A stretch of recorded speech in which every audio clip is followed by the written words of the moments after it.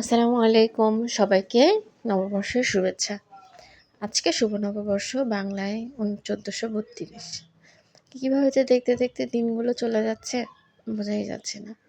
আজকে সকাল সকাল চলে আসলাম আপনাদের সাথে আজকেও মাছের তরকারি নিয়ে। আপনারা বলতে পারেন যে মাছকে আমার খুব পছন্দের কিনা। আসলে মাছে ভাতেই তো বাঙালি। মাছটা আমি সত্যিই অনেক পছন্দ করি। তো মাছটা রান্না করার জন্য প্রথমে আমি হলুদ, মরিচ, তেল সব কিছু দিয়ে একটু কষিয়ে নিচ্ছি।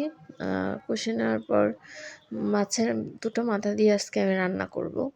তো দুটো মাথা মানে আম্মু বলে সবসময় যে মাছটাকে ভালো করে কষিয়ে নিলে খেতে অনেক ভালো লাগে। সাধারণত আমি মাছটা ভেজে তরকারিতে দেই, কিন্তু আজকে একটু কষিয়ে নিলাম। কষিয়ে তুলে রাখবো।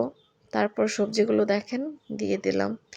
আলু, বেগুন এবং টমেটো দিয়ে আমি তরকারিটা রান্না করব আজকে। তো এটা ভালো করে কষিয়ে তারপর আমি এখানে সামান্য পানি দিয়ে দিব।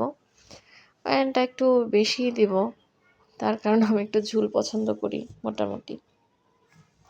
এটুকু পানি দিলাম। পানি দেওয়ার পর একটু নেড়ে চেড়ে আমি ঢাকনা দিয়ে ঢেকে দেব। অবশ্যই আপনাদের সকাল সকাল কি রান্না করেছেন অবশ্যই জানাবেন। আমাদের রান্না প্রায় শেষের দিকে।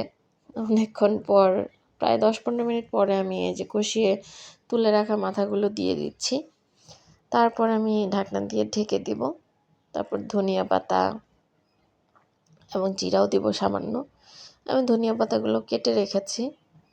এই যে দেখেন আমি ধনিয়া পাতাগুলো নিলাম। এগুলো আমি দিয়ে দিব। ছোটবেলায় ধনিয়া পাতা আমার খুব অপছন্দের ছিল, কিন্তু এখন না ভালোই লাগে খেতে। তারপরে দিয়ে দিব হচ্ছে সামান্য জিরা। আপনারা চাইলে ধনিয়া পাতাটা দিয়ে ঢেকে দেওয়ার পর শেষের দিকে আপনি জিরার গুঁড়াটা দিতে পারেন। জিরা গুঁড়াটা দিলে খাবারের টেস্ট অনেক ভালো আসে, এজন্য দেওয়া হয়।